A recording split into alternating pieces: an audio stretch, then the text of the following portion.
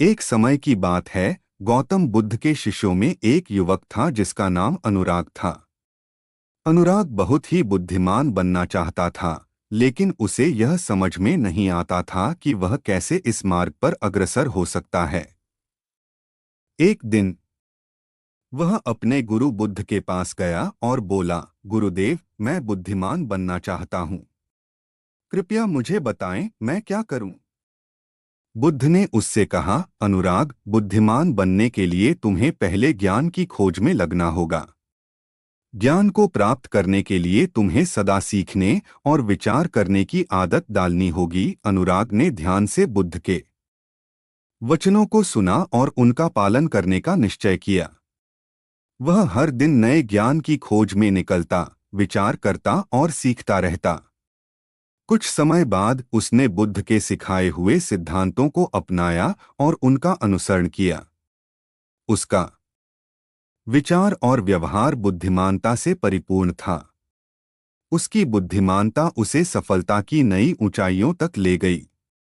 इस कहानी से हमें यह सीखने को मिलता है कि बुद्धिमान बनने के लिए हमें निरंतर ज्ञान की खोज में लगना चाहिए और उसे अपने जीवन में लागू करना चाहिए।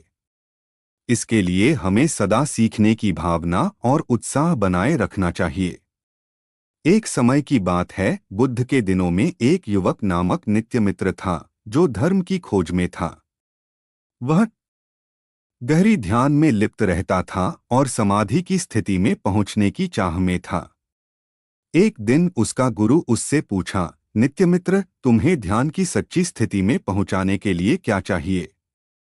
नित्यमित्र ने उत्तर दिया, मुझे एक मार्गदर्शक की आवश्यकता है जो मुझे ध्यान के मार्ग पर चलने में मदद करे। उसके गुरु ने उसे एक कठिन पथ पर भ्रमण के लिए भेज दिया। उस भ्रमण के दौरान नित्यमित्र ने अनेक चुनौतियों का सामना किया, लेकिन वह हमेशा ध्यान और संतुलन में बना रहा। उसने अंत में आत्मा की अज्ञात गहराइयों में पहुंचने की सच्ची स्थिति का अनुभव किया। जब वह अपने गुरु के पास वापस आया, उसने ध्यान के साथ समाधि की स्थिति में पहुंचने का रहस्य जान लिया था। उसका ध्यान अब और भी स्थिर और सकारात्मक था। इस कथा से हमें यह सीखने को मिलता है कि ध्यान के मार्ग पर अग्रसर होने के लिए हमें गुरु के मार्गदर्शन और संघर्ष की आवश्यकता होती है। इससे हमारी बुद्धिमानता और समझ में वृद्धि होती है और हम अंततः अंतर्दृष्टि की स्थिति में पहुंचते हैं। एक समय की बात है, जंगल में एक गांव था जहां एक युवक नामक धर्मपाल रहता था। धर्मपाल बहुत ही साहसी और उत्तम चरित्र धारण करने वाला था। उसके पिता ने उसे बचपन से ही धर्म की महत्वपूर्णता और आदर्शों के बारे में सिखाया था। एक दिन उसने गांव के बड़े बुद्धिमान गुरु से पूछा, गुरुदेव, मैं कैसे बुद्धिमान बन सकता हूँ? गुरुदेव ने मुस्कुराते हुए कहा, धर्मपाल, बुद्धिमान बनने के लिए तुम्हें सदा सच्चाई और न्याय का पालन करना होगा। ध्यान और मेधा को विकसित करने के लिए नियमित ध्यान करो और ज्ञान की खोज में लगे रहो। धर्मपाल ने गुरुदेव के उपदेश का पालन किया और अपने जीवन में सच्चाई और न्याय का पालन किया। वह हमेशा सही और उचित के लिए लड़ता रहा और बुद्धिमानता की ऊंचाइयों तक पहुंचा।